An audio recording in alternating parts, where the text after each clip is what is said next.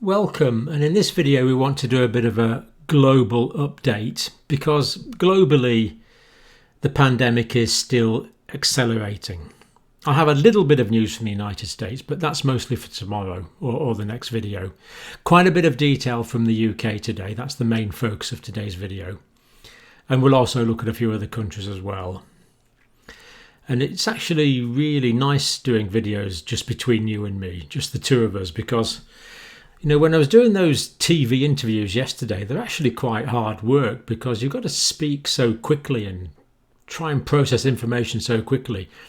And actually, if you think about it, it's intrinsically ludicrous because the human brain just cannot process information that quickly.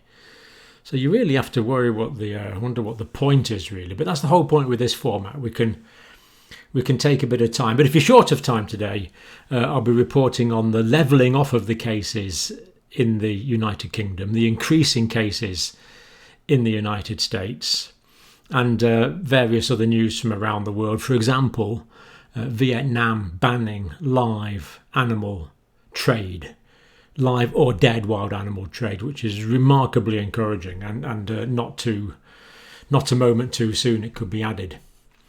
Now, going on to the information today, the global cases. The cases officially now, it's well over 15 million. This actually 284,000 cases in a 24-hour period is the largest single 24-hour increase ever, I think. So we've got an increasing rate of acceleration. The United States, Brazil, India, South Africa are the greatest rates of increase. And indeed, all fairly large centres of population. The official death figures now are 636,000. But that doesn't mean too much, actually. Now, I'm confused about the United States. Now, I've just read, literally just half an hour ago in Al Jazeera, which is a very reliable news outlet, that the Centre for Disease Control and Prevention, the CDC, has published data, as opposed to the Department of Health and Human Services, where the data is now supposed to go. So I think it's very unlikely that Al Jazeera have made a mistake here. And very often some of the more objective news about the United States doesn't necessarily come from within the United States. It can be overseas where the more objective news related to the United States can sometimes come from. I mean, there is excellent news in the United States as well, but it's sometimes good to get an overseas perspective on it. And apparently, according to Al Jazeera, this is reports from the CDC. Now, if this is the case, this encourages me. The CDC, according to the Al Jazeera, are saying another 72,000 cases in a 24-hour period, meaning there's over 4 million cases now in the United States officially diagnosed. The real numbers will be higher. And an additional 1,113 deaths again. That was on Friday in a 24-hour period, taking us up to 143,000 deaths. More detail on the United States in a future video, but it is the situations there concerning, and the rate of growth is accelerating. Now, a bit of focus on the United Kingdom now. Yesterday, the wearing of masks in shops became compulsory. And actually, look, I wasn't actually shopping yesterday. My wife was shopping and she said everyone in the whole shop was wearing, like a supermarket, was wearing a mask. There was one person wasn't, but they might have taken it off or something, I don't know. But basically, everyone was wearing masks. So it's good to see that this law is being complied with. Now, this mask wearing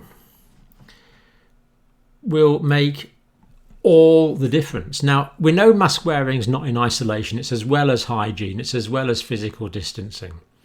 It's as well as all the other measures. But indoor spaces, mask wearing combined with good ventilation is going to make a huge difference. And most of the people in the UK now are avoiding physical contact, are physical distancing.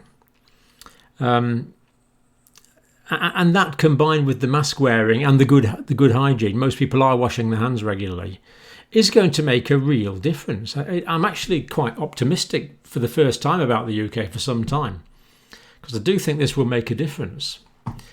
And it's just so important that people comply with this. Now, it seems to me there's now going to be a social stigma for people that don't wear masks. So going into a supermarket and lighting up a cigar or a cigarette or smoking your pipe would be just unimaginable and completely unacceptable, of course. And in the same way, it now appears that people without masks can be seen to be spreading their germs, spreading the virus around the place. So there's this social expectation now that people wear masks, and this is really very encouraging. And this is a culture change in the UK. It's a real culture change, but as I've said for a long time, it had to be mandated. Because it's not part of UK culture, it had to be mandated, and now it has been. So £100 fine if you don't comply is possible. I haven't heard of anyone being fined yet, but that is possible. So indoor malls, banks, building societies, post offices, bus, train station, airports, all mandated. Public transport, of course. All enclosed public spaces in England. Scotland, it's shops and public transport. I'm not sure about all the spaces in Scotland, but England now seems to be leading the way on this. Takeaway food outlets, not pubs or restaurants so people can eat and drink, but there is good social isolation in these places. And of course, people register when they go in, so if a case does turn up, people can be contacted. This is interesting. The government are looking at gloves, I've heard now. Now, I'm open to being convinced about this, but to me, if you're wearing gloves and you touch a contaminated surface and then you touch your face, there's no difference between that and touching a contaminated surface with your bare skin, because the virus isn't going to go through the skin of your hands, it only goes through the mucous membranes. So government are looking at that. I'm open to it, but I don't see any scientific rationale for it at the moment. But let's see what they come up with, and if they've got data to support it, then I'll be completely in there and supporting it. But at the moment, I don't know what that is. So interesting, though. We'll keep an eye on that. Now, COVID-19 infection survey. So this is Office for National Statistics data now. Always a reliable form of data. Always a bit delayed, of course, because it takes time to crunch the data, collect the data and crunch it. 1 in 2,000 people within the community have COVID-19. Now, this excludes hospitals, care homes or institutions. Now, so it's not people in prisons or anything like that. And I'm not quite sure why they collect the data like this. But this is what they do. So the community means not in a hospital, not in a care home, not in an institution. That's what in the community means. So 1 in 2,000, relatively low number with the virus at any one time. That equated to 27,000 people, 20,700 people with the infection at any one time in the week of the 13th to the 19th of July throughout the country as a whole. That equates to 0.52 new infections for every 10,000 people within that week, which is around 2,800 new cases of COVID-19 per day. So important to realise this has not gone away. 2,800 new cases per day means it has not gone away. It's still with us. And this is particularly relevant. I've got a graph that illustrates this as well. The decrease in the proportion, the decrease in the proportion of people testing positive in previous weeks has levelled off. So what this means is that before this time, let me just get rid of me a minute. There we go. Before this time, the number of cases was reducing nicely. The number of new cases was reducing nicely. But now that number has levelled off. So this has been pretty well flat. Pretty well, you can kind of get your ruler along there somewhere. So it is pretty well flat now. So the reduction in new cases has flattened. In other words, there's this constant number of new cases. I was going to say a trickle there, but it's more than a trickle. It's well over it's over 2,000. It was over 2,000, wasn't it? In the what did we say? 2,800 new cases of COVID-19 per day. So it's more than a trickle. 2,800 new cases per day. So that drop, unfortunately, now has levelled off. So the cases are no longer decreasing. Now, having said that, with the opening up of things and more interaction, there is the potential for cases now to start increasing again. But because most people are now aware of social distancing, good hand hygiene, and mask wearing in public places is now mandated, I'm actually optimistic that that will stay at round about that level. Now, just a couple of weeks ago, I was saying I expected the number of cases in the UK to increase now. But because of this mask wearing mandate and the increased compliance of virtually everyone in the country, I'm actually more optimistic. And what I would actually expect now is that the number of cases do kind of stay about level like this, because where are we? Yeah, I would expect them to stay about level, because there's going to be upward pressure from the increased activity, the increased going out and going to shops and things. But there's going to be decreased number of new cases because of the mask wearing. So it could well balance out. So my current prediction, based on all the data I have at the moment, and okay, it is just a bit of a guess, but I would expect the number of cases in the UK to stay roughly as they are until early autumn, early winter. Then I would expect the cases to start increasing again, because respiratory infections always do start increasing. The good thing that might come out of this, though, is the government are going flat out for flu vaccination. I think they want to vaccinate at least half the population of the country, which they seem to have decided unequivocally as a good idea. So I'm happy to go with that, even though I did have some reservations about increasing predisposition to other respiratory viral infections. They don't seem to be worried about that. So as long as that's been considered, I'm happy with that. But of course, the preventative measures that we're taking against COVID-19 are also exactly the same measures that are going to prevent the ongoing transmission of influenza as well.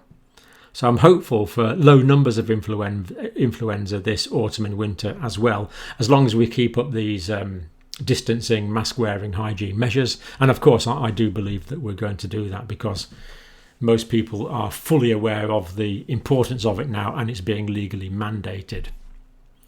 So some signs for encouragement really in the UK. Now, deaths involving COVID-19 up to the 10th of July. So again, data always well behind with the Office for National Statistics, but reliable. 51,000 deaths registered now involving COVID-19. 28,000 men. 22,000 women. Now, the difference here is not that massive. 55% men, 45% women. So obviously more men, but the difference isn't actually huge. Deaths by age. Deaths involving COVID-19, age 65 years and over. So as we know, a total of 51,000 deaths. And we see that deaths aged 65 and over were 45,528, which is 90% basically of the deaths were over the age of 65. But of course, that still remains 10%, nearly 11% of the deaths that were under the age of 65, 64 or younger. So there still is some younger people dying, unfortunately, although the proportion is significantly less. Now, I don't normally report on economic things so much. It's slightly outside my remit, but this struck me again. This just struck me. Higher paying jobs have the best potential for home working. So chief executives and senior officers who earn, can you believe that, £44 an hour, are amongst those most able to work remotely. Financial managers and directors, £31 an hour, able to work from home mostly. Program and software developers, obviously, £22 an hour, most able to work from home. And of course, it's the PBI that suffer as usual. People that can't work from home are the lower wage earners. The gardeners on an average of £10.27 an hour. Carpenters and joiners are the tradesmen on £13.18 an hour. Construction and occupational labourers on £10.25 an hour are suffering most. Indeed, as you would expect, as we have come to expect, unfortunately. Now, just before we go on, I'll just show you some graphics from the Office for National Statistics. So this is the mortality rates for deaths involving COVID-19 per 100,000 people in England and Wales, deaths occurring in March, April, May and June. So March, April, May, June. So these are the regions of the UK. So for example, if we take London, that was the deaths in March, that was the deaths in April, that was the deaths in May, that was the deaths in June. So I'm just going to zoom into that a bit so we can see it a bit better. So basically what we're seeing is deaths, again taking the London example, March, April, May, June. So a satisfying drop in deaths after the great peak that occurred in April. And of course, without the restrictive measures that we've taken, that number would have carried on increasing, I have no doubt at all, without the measures that have been taken to prevent spread. Provisional deaths in England and Wales involving COVID-19 up to the 10th of July by age group and sex. So thankfully very few younger people dying, few people in the 15 to 44. And we see men, women, men, women, men, women, men, women.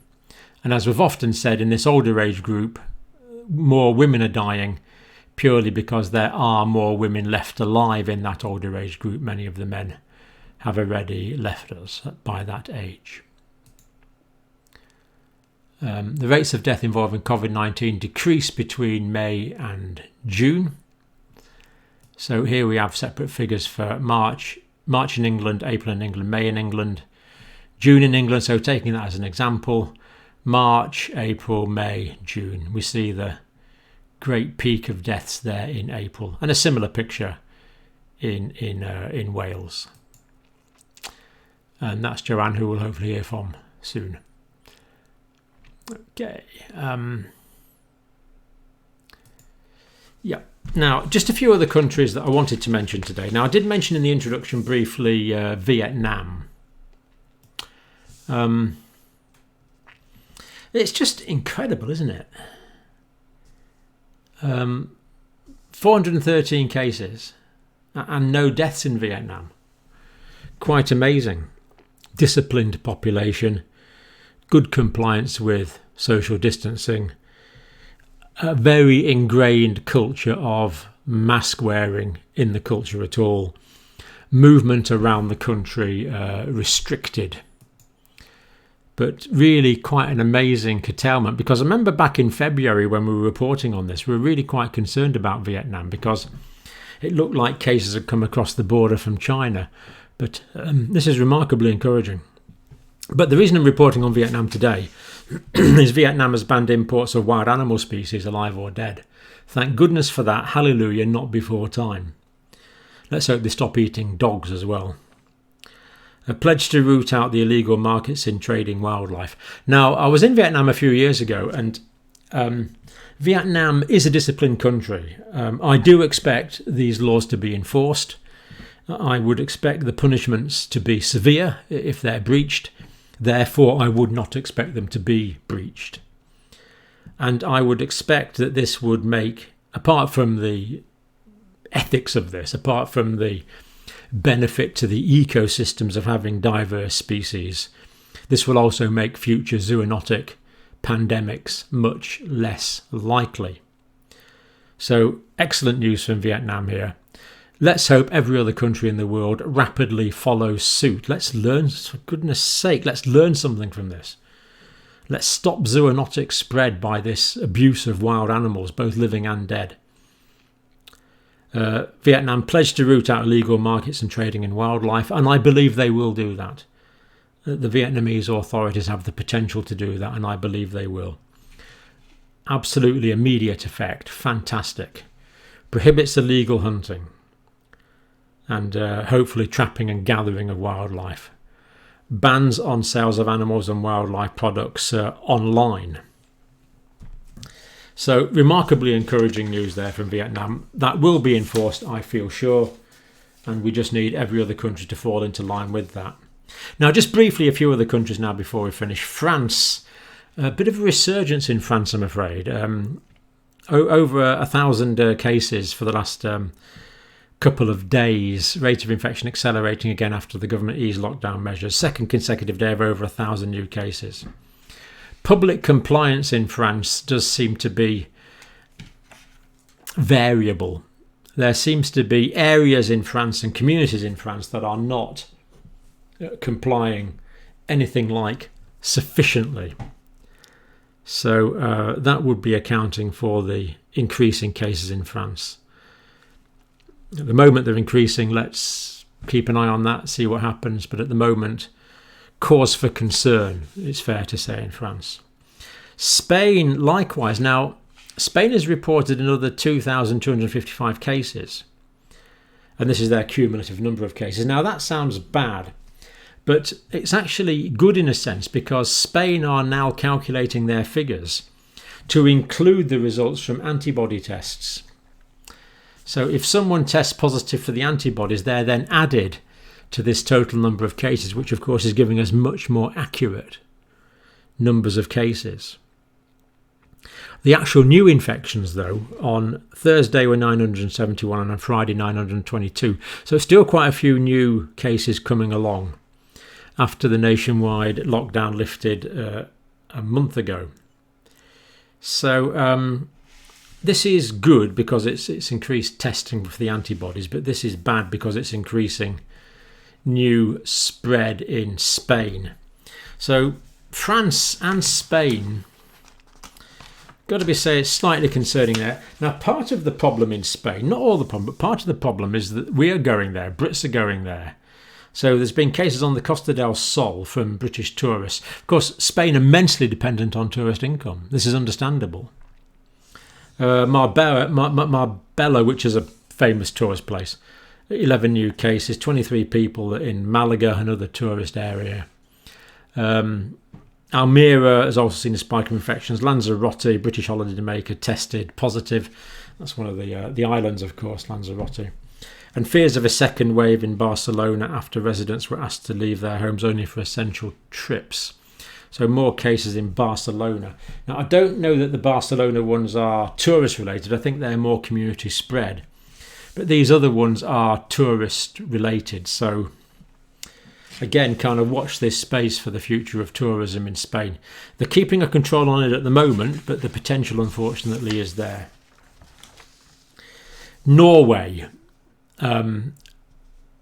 It's got to be said, the pandemic in Norway is under control. In the whole country, there was 3 people hospitalised on Friday. These are mostly old cases, so very encouraging situation in Norway. But they've reimposed quarantine on arrivals from Spain. They have to quarantine for 10 days, so you can see Norway are clearly concerned about the increase in other areas and are keen to protect their under control status. And they have similar restrictions already for people arriving from Portugal, Luxembourg, Croatia, Romania and Bulgaria. So again, that tells you a bit about the level of risk in those countries as assessed by the Norwegian authorities. More on India soon. Very concerned about India. That's a record number of cases for the day. And of course, that's the officially tested cases. The real numbers are higher. And again, I suspect the real number of deaths is higher, but that's the official number of deaths in India at the moment. Now, finally today, the last country I want to mention is Belgium. And again, a bit like Spain and France, there seems to be a bit of a resurgence of cases. So Belgium, of course, relatively small population, so these per capita figures are high. But there's been a 98% increase in cases in the past week. So again, a bit of a resurgence in Europe, France, Spain, Belgium, and these are just the ones I was looked at. 98% increases in the past week as the lockdown measures have lifted. Not the direction that anyone wants.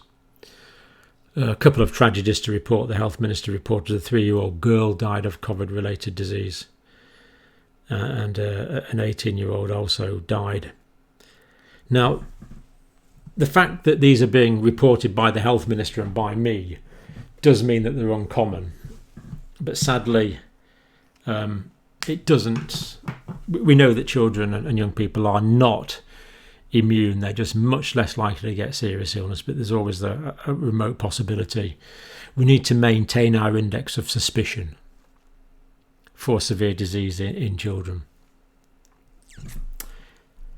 Now, that's what I want to say about that. Let's just do an apology for the last video. I completely botched up on this. And several hundred people noticed, which is always gratifying, that it's really good to know I don't get away with anything. If I say something wrong, you're on me like a ton of bricks, which of course is brilliant. Now, I got a bit confused with World Health Organization doublespeak, not aided at all by my dyslexia, it has to be said. Now, the World Health, we were talking about the increase in cases, the World Health Organization making all these ridiculous statements, and we plotted a timeline for that. Do watch the whole video. And the World Health Organization said that observed human-to-human transmission, and then they said it is not unexpected. In other words, what they mean is it's expected.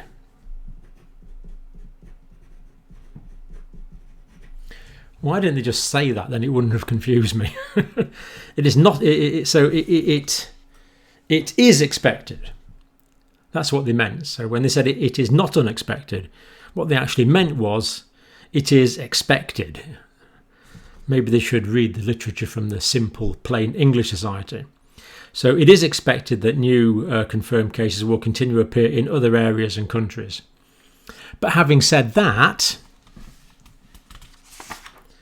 they said this. World Health Organization advises that measures to limit the risk of exportation and importation of the disease be implemented. So this is the hygiene and things like that. But then they said without unnecessary restrictions of international traffic.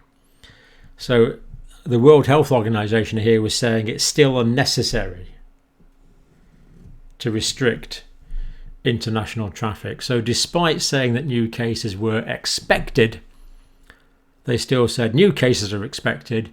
We know there's human-to-human transmission, but hey-ho, just carry on travelling. And then we had further reports from the 3rd of February and indeed from the 29th of February in that video. But do watch the last video yourself. But sorry about that confusion. Didn't really change the meaning of it, fortunately.